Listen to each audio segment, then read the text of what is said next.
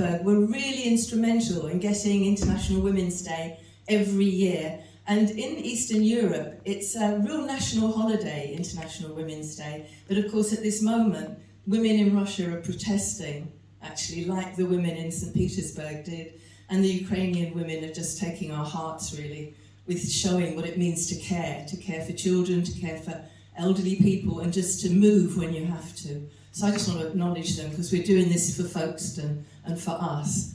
But just to have that mentioned, I think is important.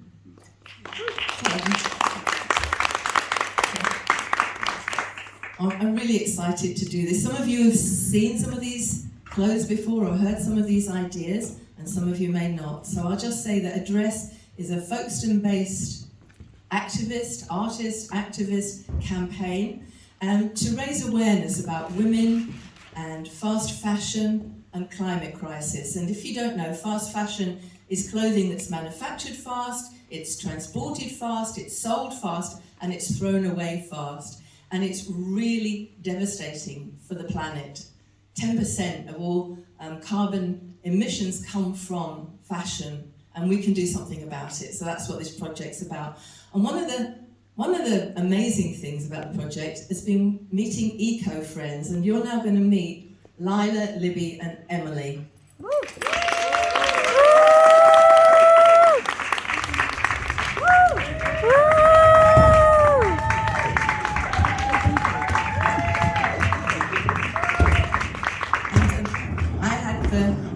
Great luck of meeting these three a year or so ago, and with Josie and Nico, they have made this fantastic zine. Some of you were working on zines earlier. They've made this zine, and this is the launch of the Eco Friends zine.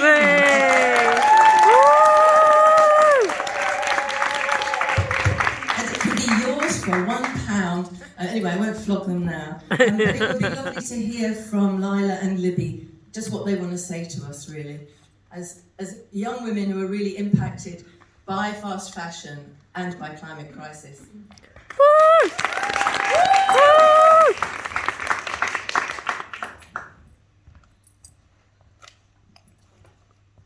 My journey with Address started when I was about 9 years old. I was asked to hold a placard that said, "Ask why before you buy." I agreed with the message, and I liked how it had a ring to it. Leah came up to me and my friend and told us a bit about Address, then asked us if we'd have our picture taken holding an Address sign.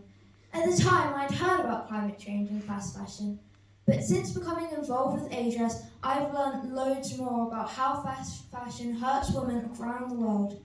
I was shocked when I found out that women in the global south, living in poverty, work in unsafe places and earn hardly any money. I also learned that the fashion industry pollutes the planet, especially in poorer parts of the world. Fast fashion also makes people in richer countries buy too many clothes to stay in fashion. This made me think to myself, I want to play a part in fixing all of this.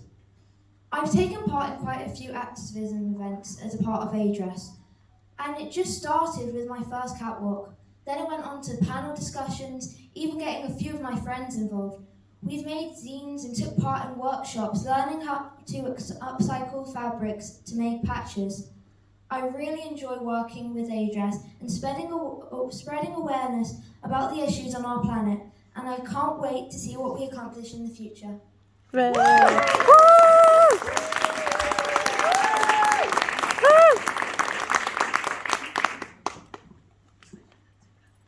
When I was about the same age as Lila, I was in year 4, and that's when I had the idea to start Eco Friends. I asked a few of my friends if they would do it with me, and we started getting involved with the school and setting up posters. Then we met Leah and started doing Address. We studied about fast fashion and we were all really interested. We started off with just a workshop making t-shirts, and then to a catwalk, and then doing a panel. And here we are today doing another catwalk. Yay!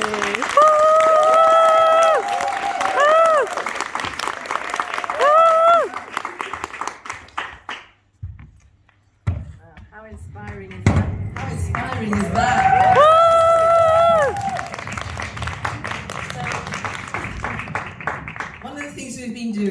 is women who like to sew, so textile artists, fashion designers, and just women who like to sew.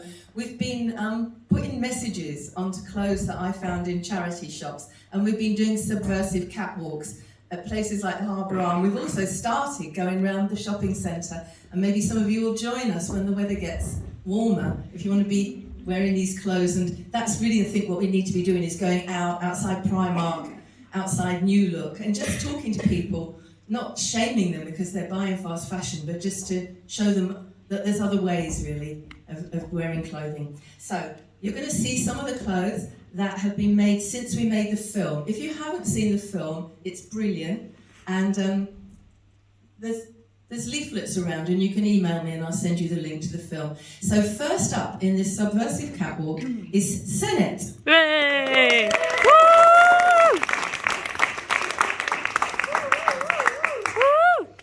Wow.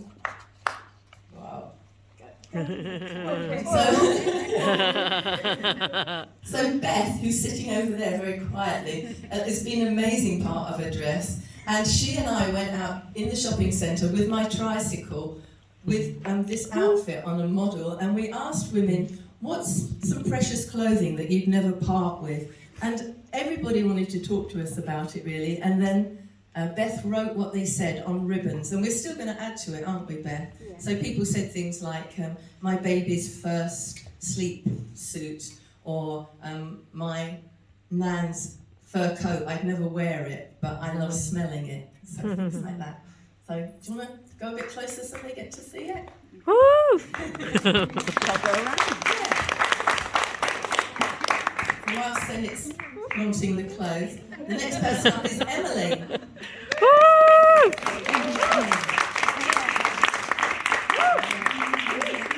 And this is a skirt I found in a charity shop in Bexhill, and then it was beautifully adorned by twins India and Jasmine Warden.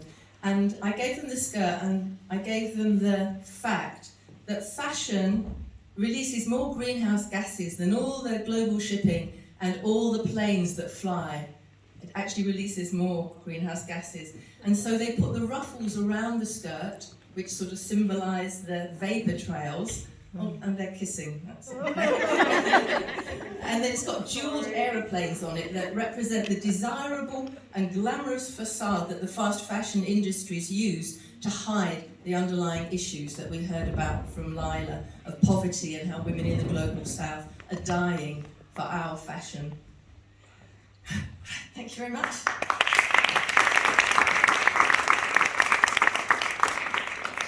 God, I'm rushing because I'm going to get thrown out of here, but I'll slow down a bit.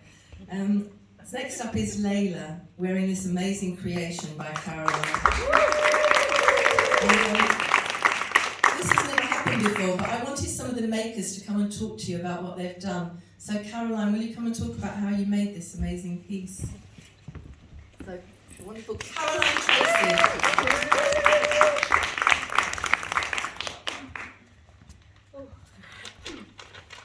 Thank you, Leah. Thank you very much. I have to get quite close to it.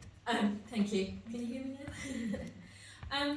I think we'd all agree that the last 2 years, and especially the first lockdown, have been a very unsettling and odd time.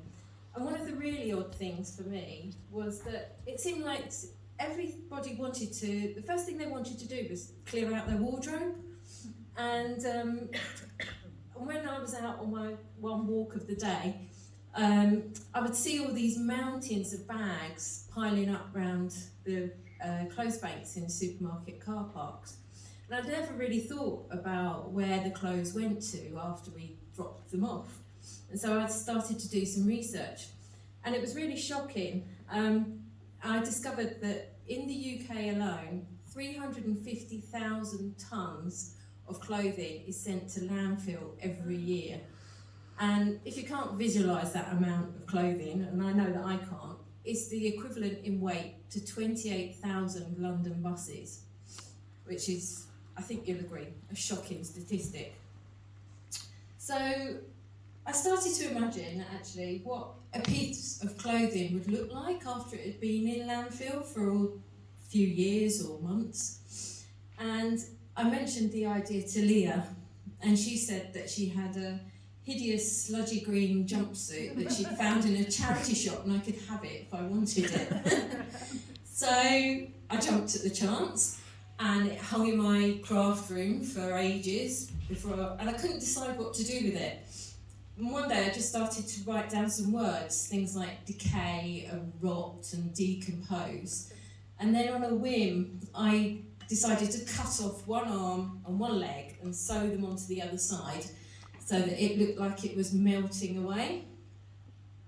And then I wanted it to look like it had been colonised, taken over by, I don't know, whatever, mould or roots or tendrils. And I found a method of securing lots of scraps of fabric with net and then burning it away with a hot air gun. So that's produced the tendrils on it. And then after that, I got a bit trigger happy with the hot air gun and sort of just burnt it all over. And then after that, I thought, oh, it was finished, and it still hung there in the room.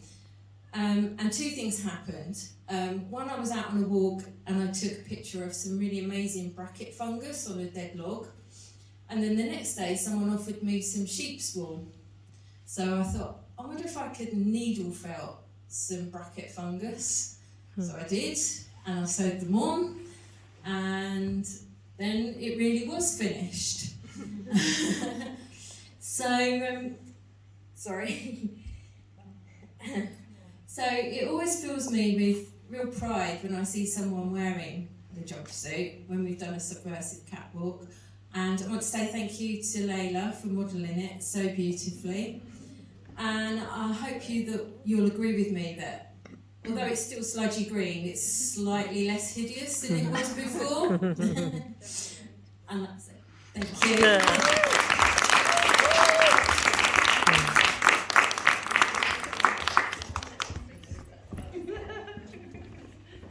Next up is Josie. Thank you. Yay! And this is a dress that I found in a cancer research shop in Folkestone. And really, you can't talk about climate justice without talking about racial justice, that racism and climate crisis are completely interwoven. And so this dress is about the fact that the countries that have done the least to contribute to climate crisis are going to be the least likely to survive. And in research it's shown that sub-Saharan Africa, in particular Somalia, is the least likely of all countries to survive climate crisis.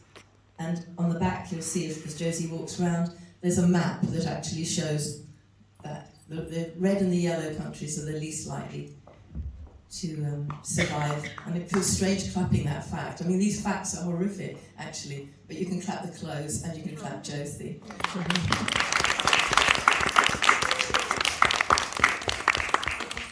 The next up is Fran.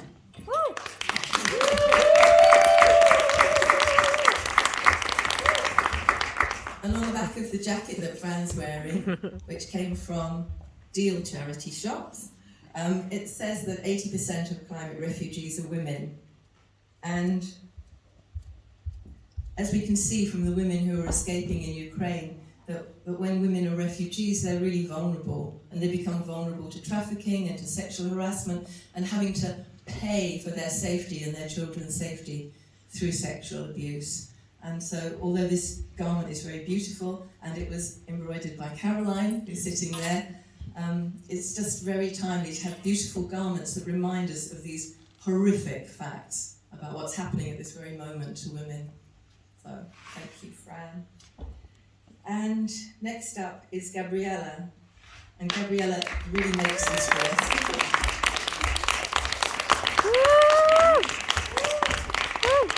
This dress came from Pilgrim's Hospice in Folkestone, and it was given to Touchbase. If you don't know, Touchbase is an amazing centre on Tontine Street, and we're going to hear from Lucy, who was very instrumental in doing the poetry, in helping the poetry come about.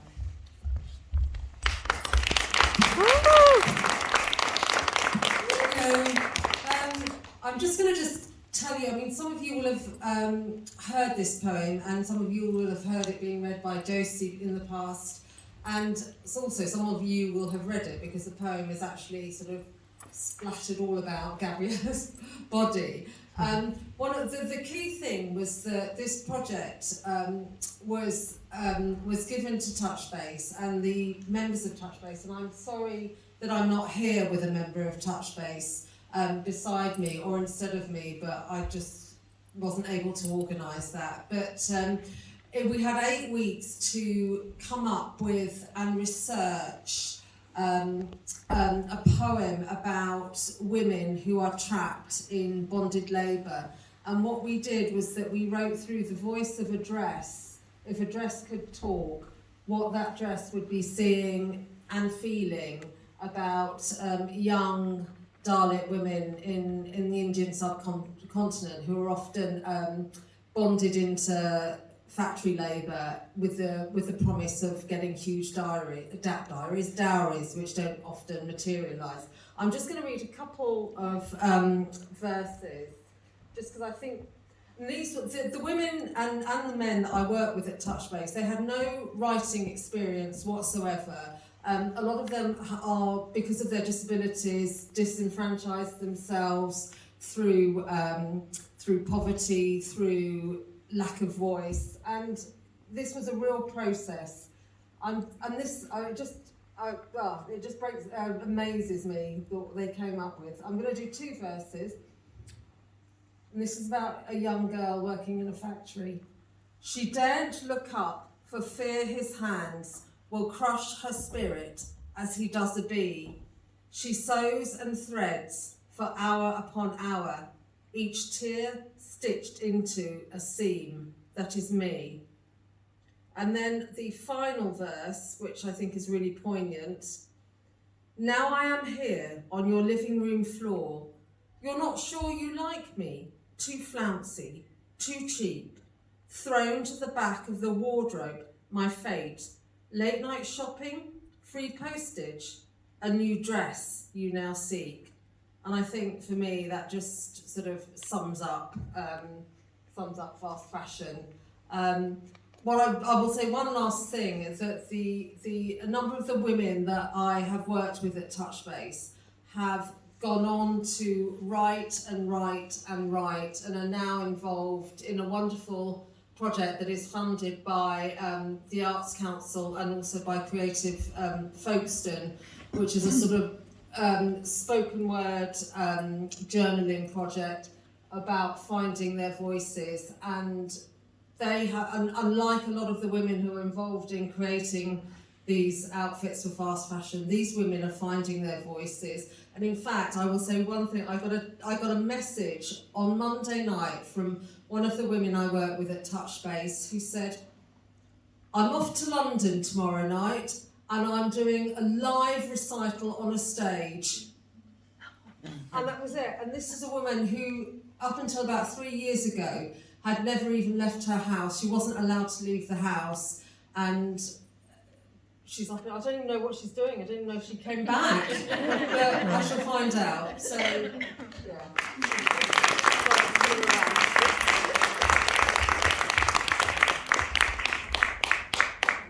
Now please welcome back Lila. Woo! I managed to get a job lot of leather jackets, and I thought this one would look really great on a young woman. And Lila took it, and over the weekend she made it beautiful. So Lila's going to tell us what she did.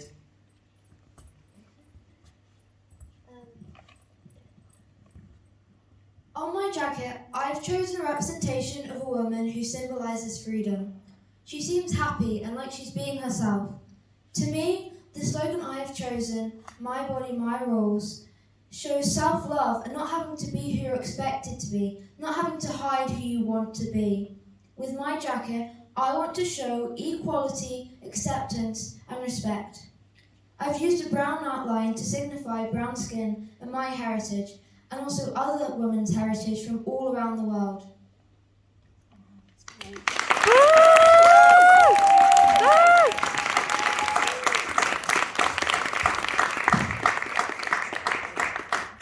going to have a because it's really beautiful. Do you want to just walk around so people can see your back? It's lovely. At some point, I think, Lila, you should do a workshop for people who want to learn to paint on their leather jackets or their plastic leather jackets. Thank you. And last up, we have Senate again. Yay!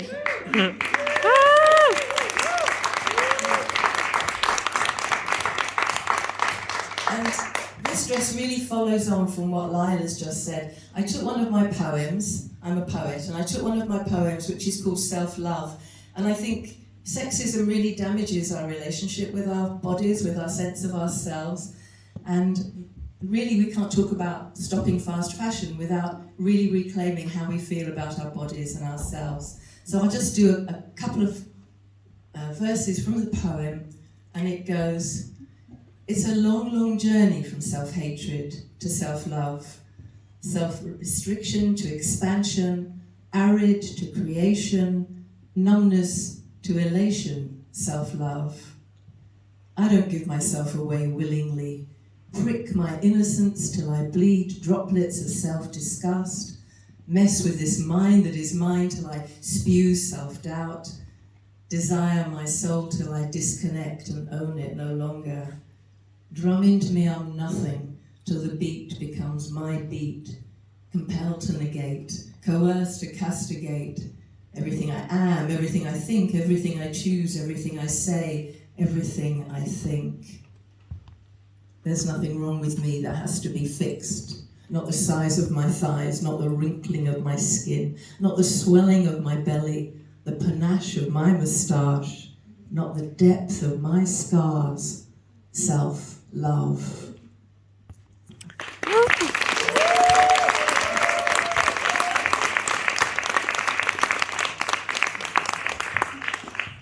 I'm just going to tell you a couple of things that we're going to be doing, and then you can have all the models come out again if they haven't already taken their clothes off.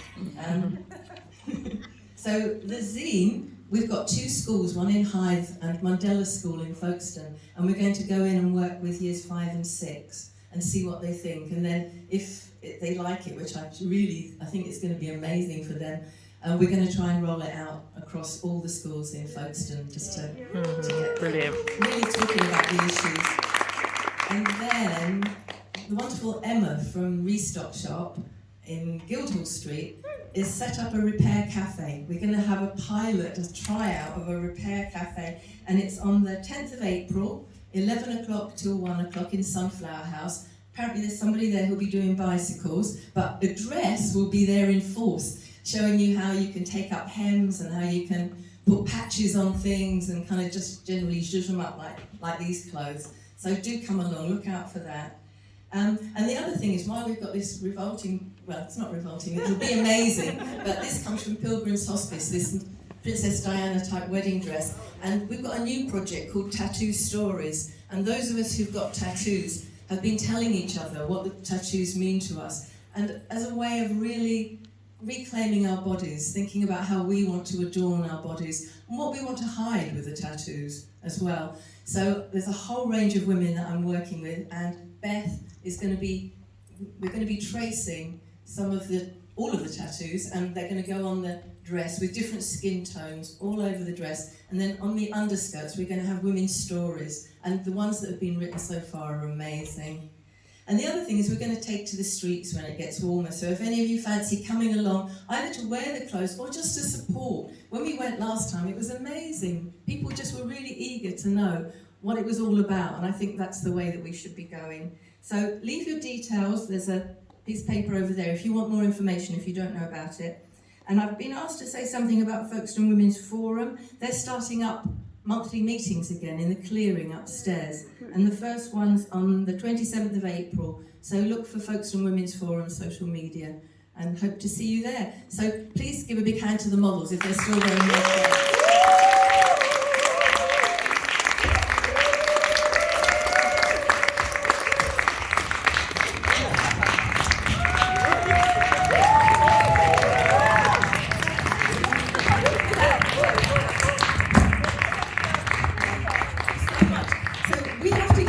here by 9 o'clock. We promised we would. So if you can help us, like, mingle a bit and do that stuff, but if you can help us sort of just tidy up a bit, would be great. Thank you ever so much.